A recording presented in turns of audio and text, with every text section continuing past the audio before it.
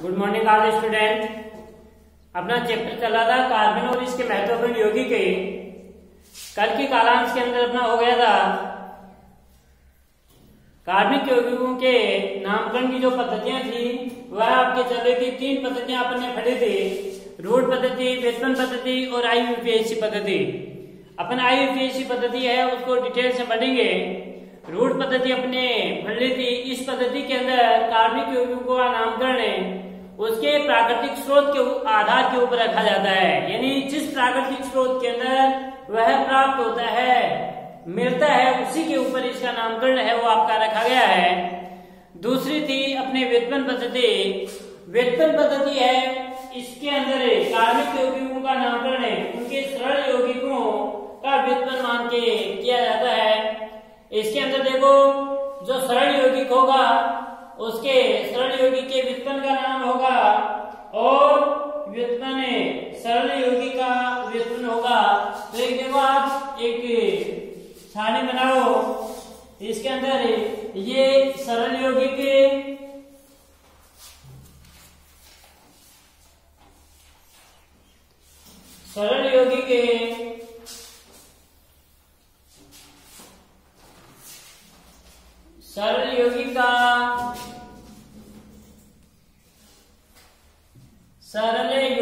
का व्युत्पन्न और इसे जो व्युत्पन्न है इसका नाम।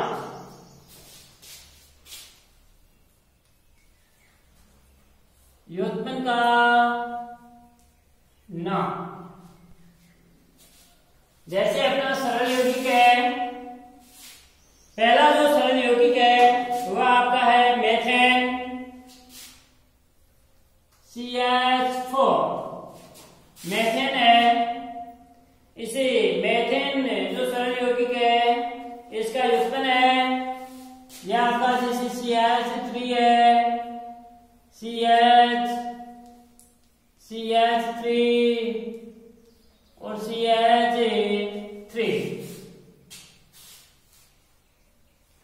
व्युत्पन्न है और इसका नाम होगा ट्राइमेथिल मेथेन।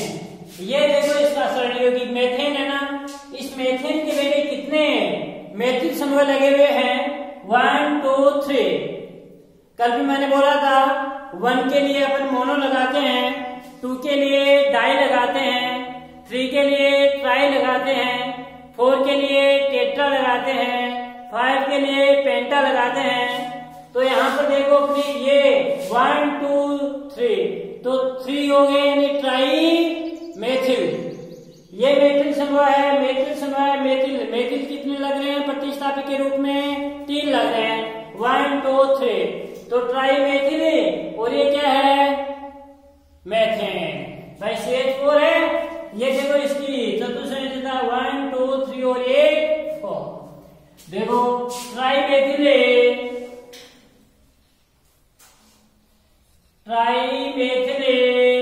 मेथेन,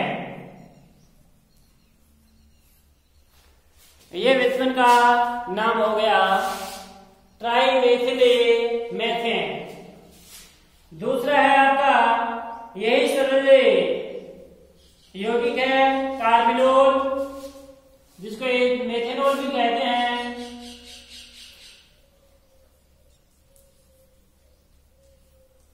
कार्बिनोल यानी CH3OH,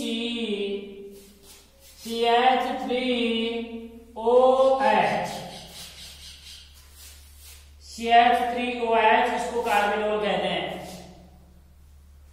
इसका देखो सरल यौगिक का व्युत्पन्न होगा आपका मेथिल कार्बिनोल भी हो सकता है, CH3CH2OH।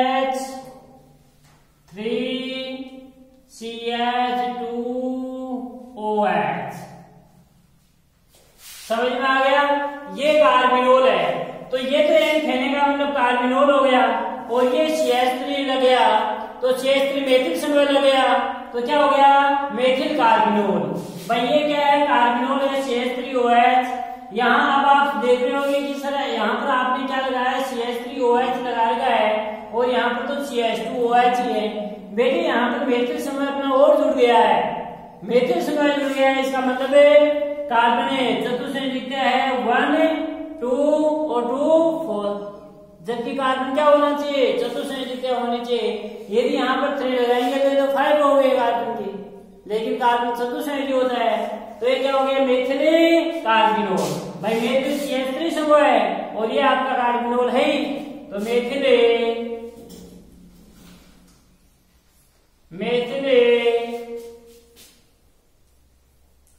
कार्बिनोल।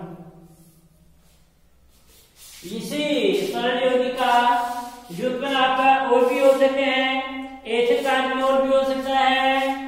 इसी का जैसे है CH3 CH2 CH2OH, तो इसमें ये तो कार्बिनोल है ही, इधर ध्यान दो, ये तो आपका कार्बिनोल है ही, और ये 1 2 कल मैंने बताया था 2 कार्बन के लिए क्या आता है, क्या आता है, 1 के लिए मैथ, 2 के लिए एथ आता है, तो यानी 2 कार्बन के लिए क्या हो जाएगा, एथ, क्या हो गया, एथिल कार्बिनोल।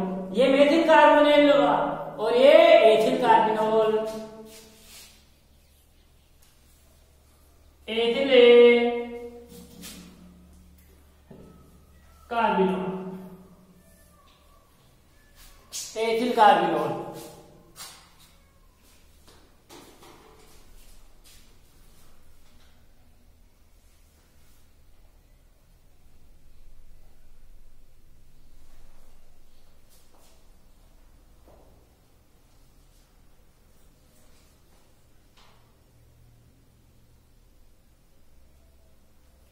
अगला देखो इसी का, यह आपका है कार्बिनोल से संबंधित ही है, और इसके अंदर और भी ज्यादा लग सकते हैं।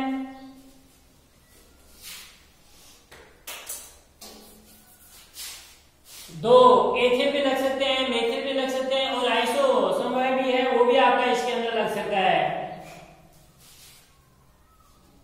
CH3 COH CH2 और CH3,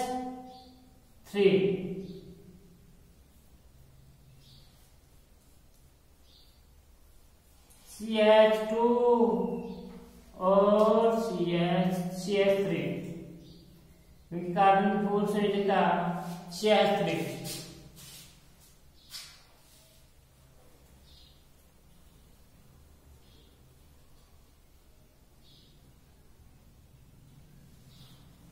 देखो इसका क्या नाम होगा, ये देखो बेटे, ये कार्बन चतुर्संयुज है, ये तो अपन सभी देख रहे हैं कि जो कार्बिनोल है वो CH3OH है, तो ये तो कार्बिनोल है ही, ये तो आपका ये CH3 और CH2, एक कार्बन और 2 कार्बन, कितने कार्बन है यहाँ पर, 2 कार्बन है, तो 2 कार्बन के लिए क्या आएगा, एथिल, और ये आपका एक कार्बन है, तो एक के लिए क्या आएगा, मैथ, एथिली, मेथिली, और ये CH2OH आपका कार्बिनोल है, और ये CH3 ये जब एक कार्बन के ऊपर 2 CH3 समूह लगे हुए हैं तो क्या है, कल अपने पढ़ा था आइसो, तो ये क्या है, 1 2 3 कार्बन, ये पूरी 3 कार्बन है, तो 3 कार्बन के लिए क्या आता है, प्रोप आता है, तो क्या होगा, एथिल मेथिल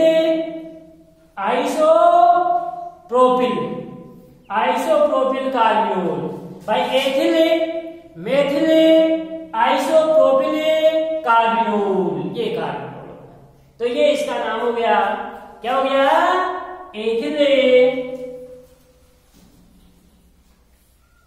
मेथिल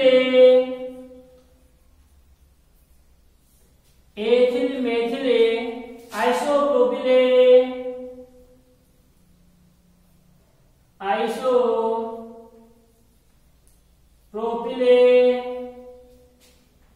कार्बिनोल।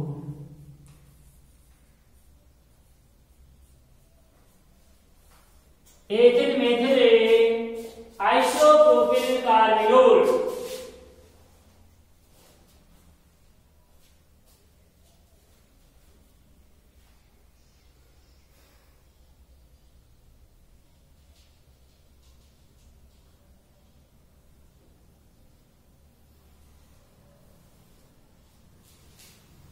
ये देखो सरल यौगिक था आपका मेथेन, मेथेन से आपका मेथेन ही है और इसी से इलेक्ट्रॉन लग गया, मेथेन से 3 लग गया, मेथेन से 1 2 3 लगे हुए हैं तो ट्राईमेथिल मेथेन हो गया। ट्राईमेथिल पर 3 मेथिल समूह लगे हुए हैं। यह आपका कार्बिनोल है, कार्बिनोल से 1 2 और 3 बन रहे हैं। यहाँ पर ये क्या है, ये मेथिल है इसलिए मेथिल कार्बिनोल हो गया। ये देखो 1 2 2 है इसलिए एथिल कार्बिनोल हो गया। और यहाँ पर देखो 1 2 2 तो ऊपर और 1 इधर, कितने हो गया, 2 के लिए एथिल 1 के लिए मेथिल और ये क्या है आइसोप्रोपिल और ये आपका कार्बिनोल। अगला है तीसरा सरल यौगिक है वो अपना एसिटिक अम्ल है। एसिटिक अम्ल CH3COOH एसिटिक एसिड अम्ल।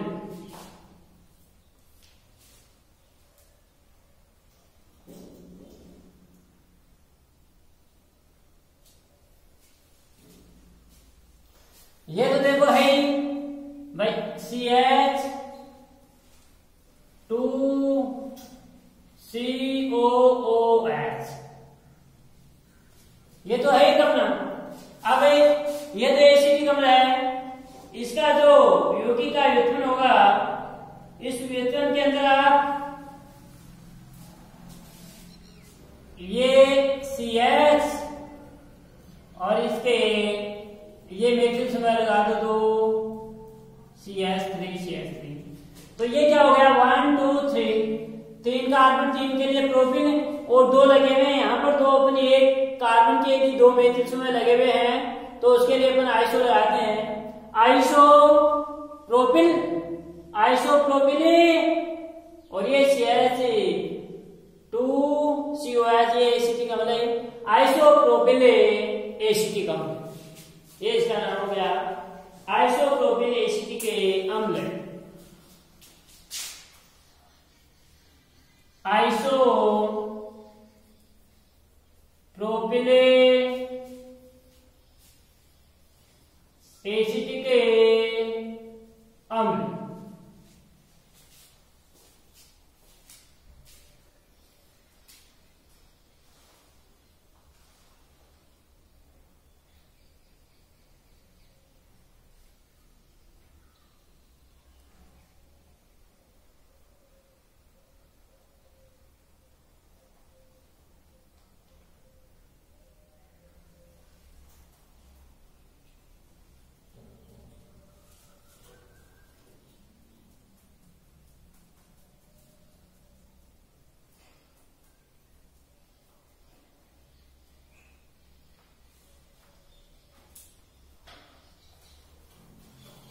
ये था अपना दोनों पद्धति, रूट पद्धति और व्युत्पन्न पद्धति। इसके बाद में अगली जो पद्धति आती है वो इंपॉर्टेंट पद्धति है अपने IUPAC पद्धति। IUPAC का पूरा नाम बेटे मैंने कल आपको बता दिया था।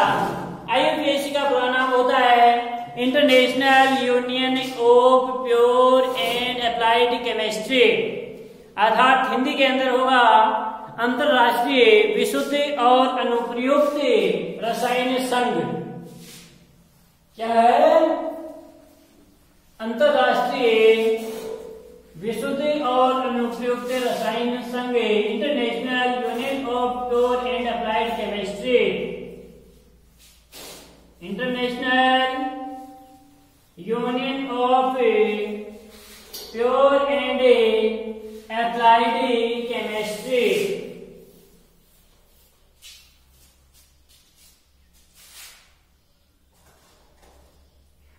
तो अगली पद्धति है वह है तीसरी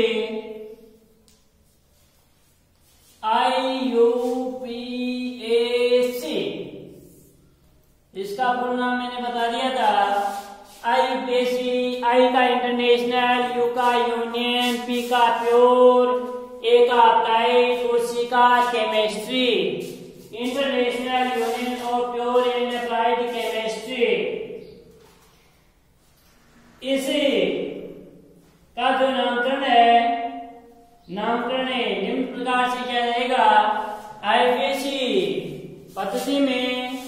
कार्बनिक यौगिकों का नामकरण है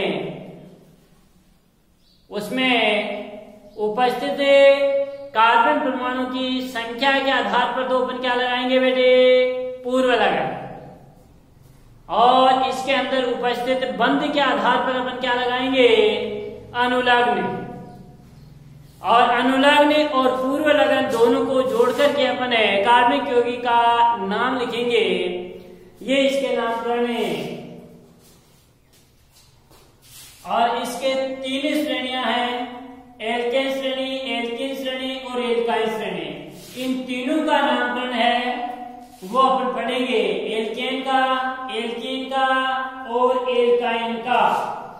तीनों का नामकरण है वो भी अपन इसी चैप्टर के अंदर है, वो अपन पढ़ेंगे।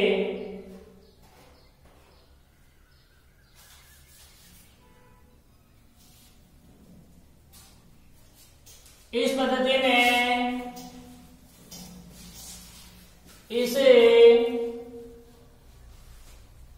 पद्धति में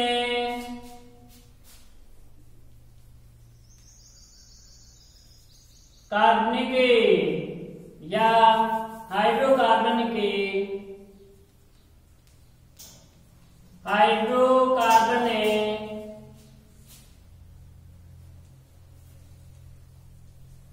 यौगिकों का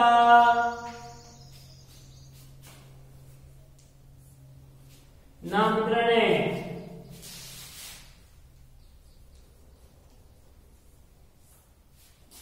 नामकरण है निम्न प्रकार से है।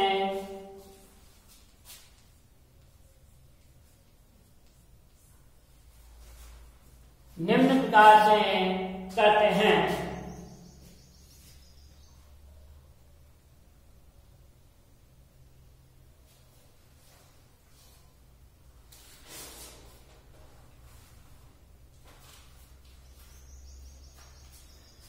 पहला है, फर्स्ट डाल के लिखना आपको कि जो भी हाइड्रोकार्बन के यौगिक है, कार्बनिक यौगिक है, उस कार्बनिक यौगिक के अणु में उपस्थित कार्बनिक परमाणु की संख्या के आधार पर उसका पूर्व लगन लिखते हैं। हाइड्रोकार्बन के नामकरण में कार्बनिक यौगिक के अणु में उपस्थित कार्बन परमाणु की संख्या के आधार पर अपन क्या लिखते हैं, पूर्व लगन लिखते हैं।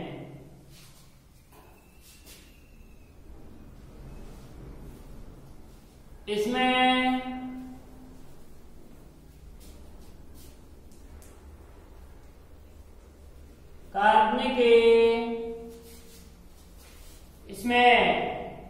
कार्बनिक यौगिक के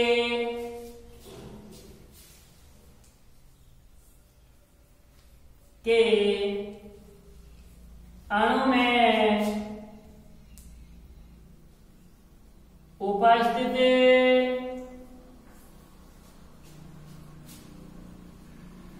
कार्बन परमाणु की संख्या के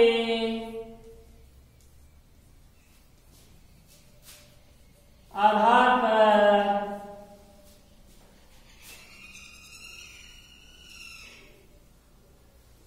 पूर्व लगन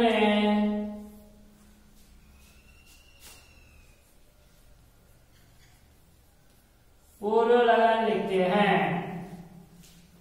यानी जो भी हाइड्रोकार्बनिक यौगिक होगा उसमें कार्बनिक यौगिक के अणु में उपस्थित कार्बन परमाणु की संख्या के आधार पर पूर्व लगन लगाते हैं। यदि कार्बन की संख्या अभी मैं आपको लिखाऊंगा, यदि कार्बन की संख्या 1 है तो 1 है उसके लिए बेटे क्या आएगा, मैथ आएगा। कार्बन की संख्या 2 है, 2 के लिए एथ आएगा। 3 के लिए प्रोप आएगा। 4 के लिए ब्यूट आएगा। 5 के लिए पेंट आएगा। 6 के लिए हेक्स आएगा। 7 के लिए हेप्ट आएगा और 8 के लिए ओक्ट आएगा। 9 के लिए नॉन आएगा और 10 के लिए डेक आएगा। इस आधार पर कार्बन की संख्या के आधार पर अपन पूर्व लगन लगाते हैं और जो भी अपना हाइड्रोकार्बनिक यौगिक है उस हाइड्रोकार्बन यौगिक में कार्बन कार्बन के मध्य यदि बंध आता है, बंध के आधार पर अपन क्या लगाते हैं, अनुलग्न लगाते हैं और फिर अनुलग्न और पूर्व लगन को जोड़ करके अपने यौगिक का विशेष नाम लिखते हैं। सेकंड है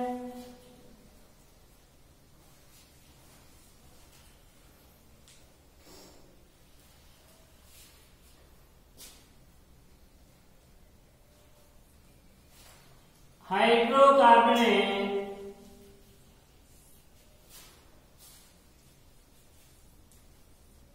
यौगिक में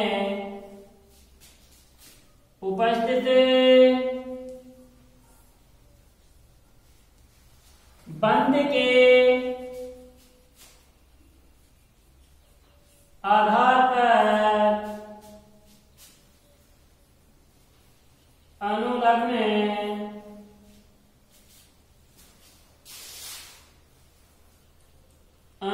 लगाते हैं।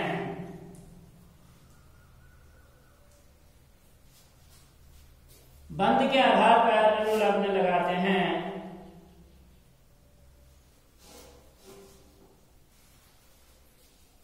अब जो पूर्व लगन है और जो आपका अनुलग्न है, दोनों को जोड़ करके जो हाइड्रोकार्बनिक यौगिक है उसका अपना विशेष नाम लिख देते हैं।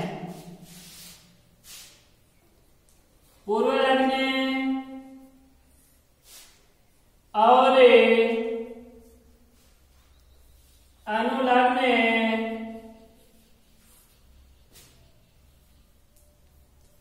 को जोड़कर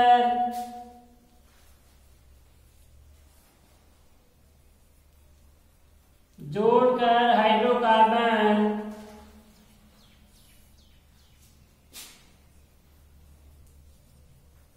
यौगिक का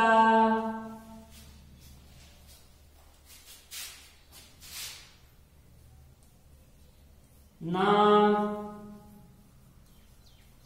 लिखते हैं। बस कुछ भी नहीं बेटे, 3 बातें आपको ध्यान में रखनी है। पहली है, इसमें कार्बनिक यौगिक के अणु में उपस्थित कार्बन परमाणु की संख्या के आधार पर अपन पूर्व लगन लगाते हैं और इसमें उपस्थित बंध के आधार पर अपन अनुलग्न लगाते हैं। लास्ट में पूर्व लगन और अनुलग्न को जोड़ करके हाइड्रोकार्बनिक यौगिक का IUPAC नाम लेके देते हैं। अब अपन सभी पढ़ेंगे, देखो कि बंध कौन सा बंध आएगा जब अपन अनुलग्न, यदि हाइड्रोकार्बनिक यौगिक के अणु में एकल बंध आता है तो उसको अपन कौन सी श्रेणी कहेंगे, एल्केन, और उसके लिए क्या लगाएंगे अपन अनुलग्न एन लगाएंगे। यदि कोई हाइड्रोकार्बनिक यौगिक है और उसमें द्विबंध आता है तो वह एल्केन श्रेणी होगी, एल्कीन श्रेणी होगी और उसके लिए अपन अनुलग्न ईन लगाएंगे। और यदि किसी हाइड्रोकार्बनिक यौगिक में त्रिबंध आ रहा है तो अपन क्या लगाएंगे बेटे, वहां पर अनुलग्न आयन का प्रयोग करेंगे।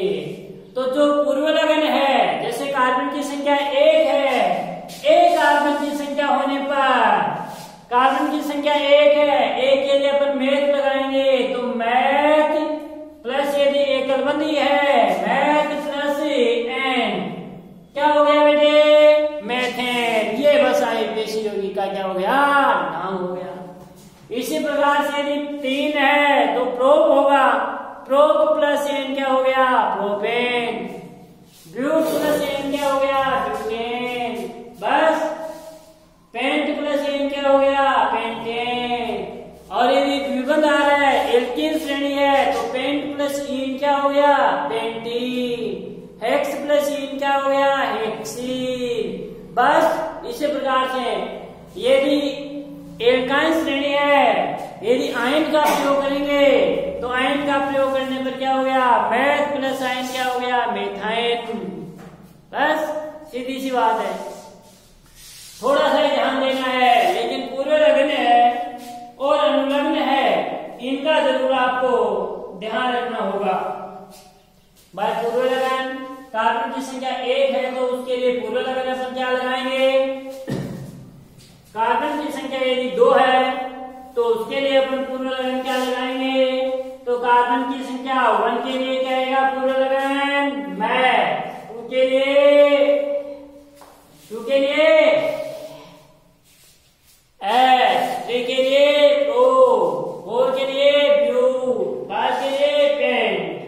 बस इसी प्रकार चलेंगे। तो कार्बन परमाणु की संख्या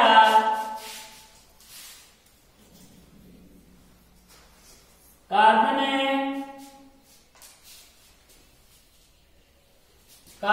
परमाणु के संख्या और संख्या के आधार पर अपन क्या लगाएंगे बेटे? पूर्व लगन। पूर्व लग। देखो बेटे कार्बन की संख्या 1 है, यह है जैसे कार्बन 1, इसका मतलब सी के नीचे मैंने 1 लगा रखा है, इसका मतलब कार्बन की संख्या क्या होगी? 1 है। कार्बन संख्या 1 के लिए पूर्व लगन मैं। कार्बन संख्या 2 के लिए एफ। कार्बन संख्या 3 के लिए प्रो और कार्बन संख्या 4 के लिए ब्यूट। कार्बन संख्या 5 के लिए पेंट। कार्बन संख्या 6 के लिए हेक्स और कार्बन संख्या 7 के लिए हेप्टेन। क्या होगा? हेप्टेन। कार्बन संख्या 8 के लिए ऑक्टेन। और कार्बन संख्या 9 के लिए नॉन और 10 के लिए डैक। आपके बेटे आगे भी हैं लेकिन आपके यहां तक ही है, कार्बन संख्या 10 तक ही है, तो आपको यही ध्यान रखना है। 1 के लिए देखो क्या आ रहा है? मैथ। 2 के लिए एस, 3 के लिए प्रो, 4 के लिए ब्यूट, 5 के लिए क्या है? पेंट, 6 के लिए हेक्स, 7 के लिए हेप्ट, 8 के लिए ऑक्ट, 9 के लिए 9 के लिए नॉन और 10 के लिए डैट। इस प्रकार से ये आपको पूर्व लगन याद रखने हैं। अब पूर्व लगन यदि याद हो गए तो बस आपके आगे है वो अनुलग्न है, आप लगा देंगे। कार्बन कार्बन के मध्य बंध के आधार पर अपन अनुलग्न लगाएंगे। यदि एकल बंध आ रहा है तो उसके लिए अपन एन लगाएंगे, द्विबंध आ रहा है तो उसके लिए इन लगाएंगे, त्रिबंध आ रहा है तो उसके लिए अपने आयन का प्रयोग करेंगे। और ये प्रयोग करके अपन है आराम से है सभी यौगिकों का है अपन आईयूपीएसी नाम लिख देंगे। अब ये तुरंत याद कर लो, कैसे याद करना है? मैथ है prop but pent hex hept oct non व डैट। यानी 1 के लिए मैथ, 2 के लिए एच, 3 के लिए प्रो, 4 के लिए ब्यूट, 5 के लिए पेंट, 6 के लिए हेक्स, 7 के लिए हेप्ट और के लिए ऑक्ट, 9 के लिए नॉन और 10 के लिए डैट। इस प्रकार से आपको करने हैं। अब देखो इसके आधार कार्बन परमाणु यानी उसमें उपस्थित बंध के आधार पर अपन क्या लगाएंगे? अनुलग्न लगाएंगे। अणु में कार्बन कार्बन के मध्य बंध का प्रकार और उसी के अनुसार अपन क्या लगाएंगे? अनुलग्न लगाएंगे।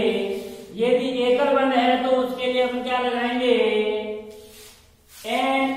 द्विबंध है तो उसके लिए इन और त्रिबंध है तो उसके लिए आइन।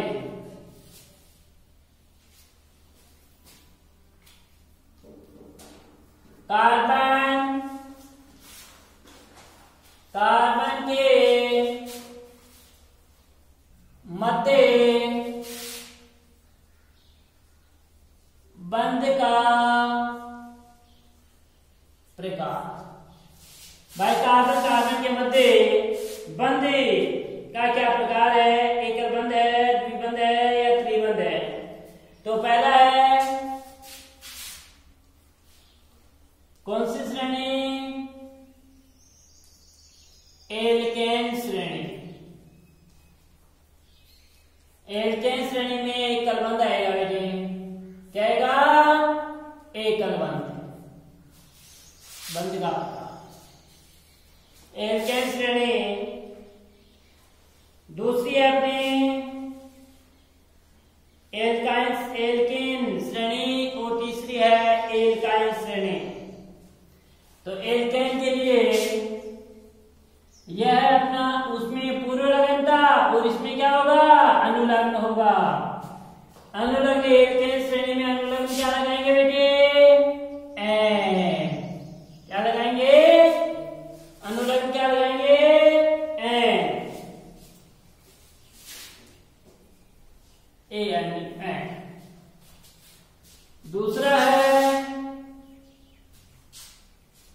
दूसरी है वह अपनी एल्केन श्रेणी।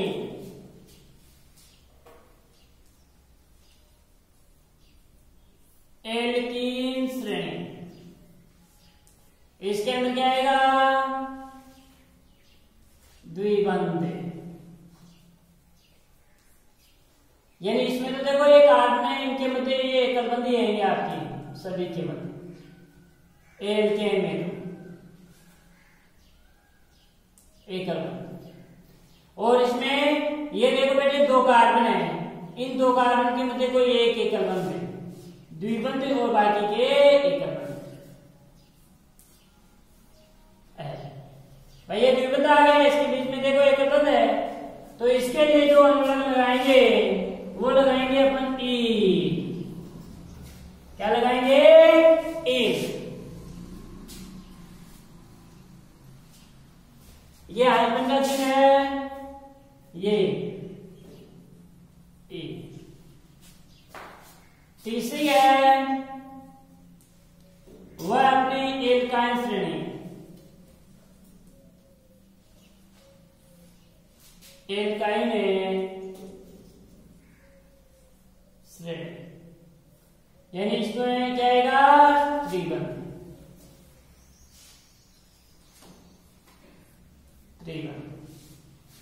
ये कार्बन है, ये त्रिबंध। देखो लेकिन है कार्बन चतुश्रेणी।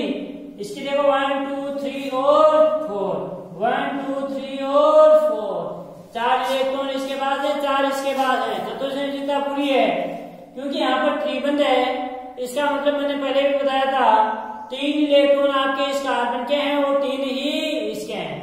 इस प्रकार से 3 इलेक्ट्रॉन युग्म बन गए ना, तीनों इलेक्ट्रॉन युग्म पर दोनों परमाणु का क्या रहता है? आपका समान अधिकार रहता है। तो ये त्रिबंध का निर्माण। और इसमें क्या लगाते हैं अपने? अनुलग्न क्या लगाएंगे? आयन। क्या लगाएंगे? अनुलग्न आयन का प्रयोग करेंगे।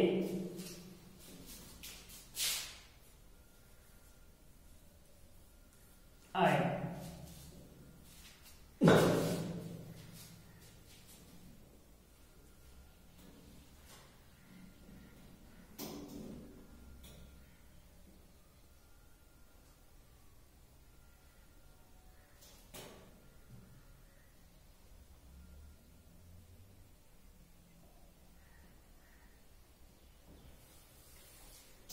ये अपने तीनों श्रेणियां हैं, कौन कौन सी? एल्केन, एल्कीन व एल्काइन। एल्केन श्रेणी है, इसमें देखो आपके जो भी कार्बनिक यौगिक होगा उसमें एकल बंध आएगा। एल्कीन में द्विबंध, एल्काइन में त्रिबंध।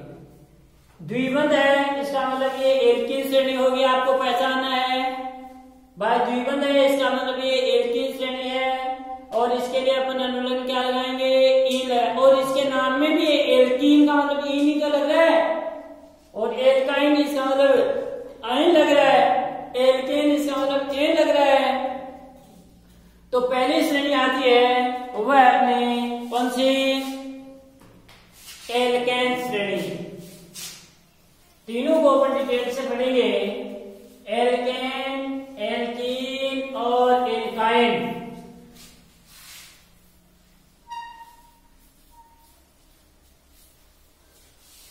पहली श्रेणी है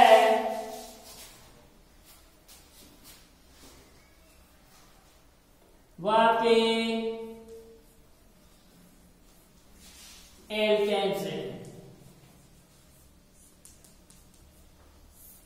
एल्केन श्रेणी है, इसके अनुलग्न है। एल्केन श्रेणी में अपन क्या लगाते हैं, एन लगाते हैं।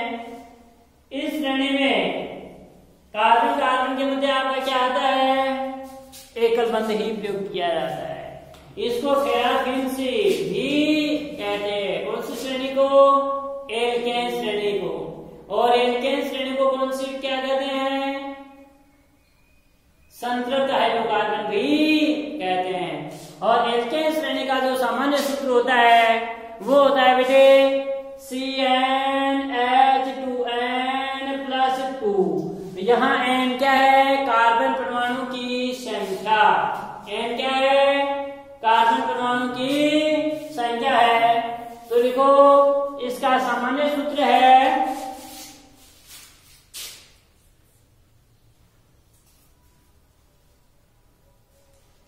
इसका सामान्य सूत्र CnH2n+2 होता है। देखो आपको लिखना है, संख्या होती है सदैव नीचे की तरफ। ये ऐसे नहीं लिखना है आपको कि CnH2n+2, इस प्रकार से नहीं लिखना है। यदि ऐसे लिखोगे तो आपका ये क्या माना जाएगा, गलत माना जाएगा। तो इसका सामान्य सूत्र तो क्या है, CnH2n+2 होता है।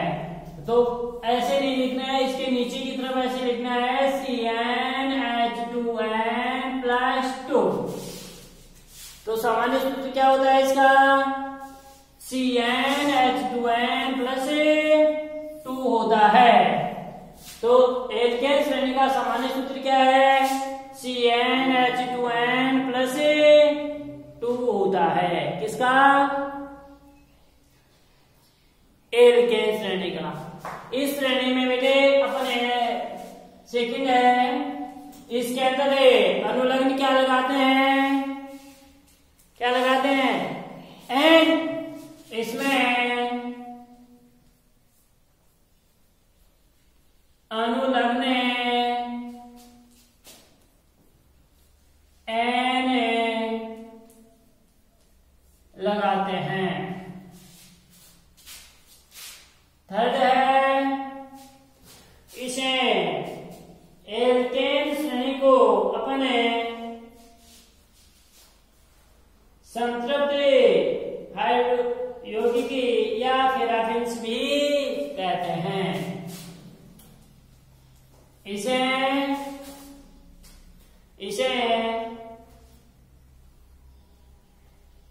संतृप्त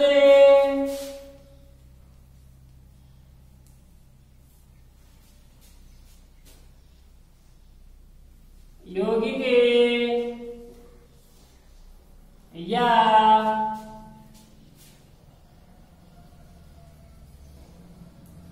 पैराफिन्स भी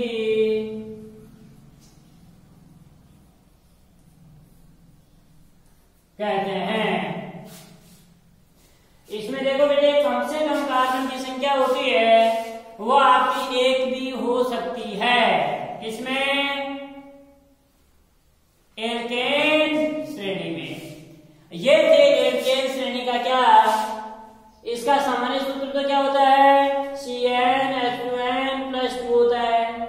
इसमें अनुलग्न क्या लगाते हैं, एन लगाते हैं। और इसे संतृप्त हाइड्रोकार्बन, क्योंकि ये संतृप्त में जाती है ना, संतृप्त हाइड्रोकार्बन किसने कहते हैं? ऐसा हाइड्रोकार्बन जिसमें कार्बन कार्बन के मध्य एकल बंध ही प्रयोग किया जाता है। याद नहीं है, एकल बंध आता है तो उसको क्या कहते हैं? संतृप्त हाइड्रोकार्बन कहते हैं। और असंतृप्त हाइड्रोकार्बन ऐसा हाइड्रोकार्बन जिसमें कार्बन कार्बन के मध्य द्विबंध या त्रिबंध उपस्थित होता है। तो एल्केन और एल्कीन और एल्काइन असंतृप्त हाइड्रोकार्बन के अंदर आते हैं, और एल्केन है वह आपका संतृप्त हाइड्रोकार्बन के अंदर आता है। अब है एल्केन श्रेणी के नामकरण। इसका नामकरण कैसे किया जाएगा? एल्केन श्रेणी है, इसके नामकरण के नेम, एल्केन श्रेणी के जो भी यौगिक है उसके नामकरण के नेम, नामकरण के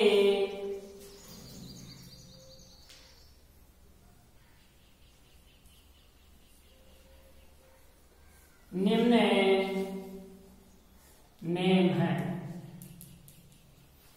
बस कुछ भी नहीं, आपको तो एक तो ये देखना है कि जो भी अपना हाइड्रोकार्बन यौगिक है उस हाइड्रोकार्बन यौगिक के मध्य जो कार्बन कार्बन है उसके मध्य कौन सा बंध है। यदि एकल बंध है तो वहां पर बेटे आपको क्या लगाना है? एल्केन श्रेणी कर देनिए। और एल्केन श्रेणी में अनुलग्न क्या लगाते हैं? अपने एन लगाते हैं। पूर्व लगन है, तीनों श्रेणियों में आपका सेम आएगा। कार्बन की संख्या के आधार पर यदि कार्बन की संख्या 1 है तो वहां पर अपन एन लगाएंगे। मैथ कार्बन की संख्या 2 है तो A3 है तो प्रोप, इस प्रकार से क्रमबद्ध तरीके से आपको याद रखने हैं।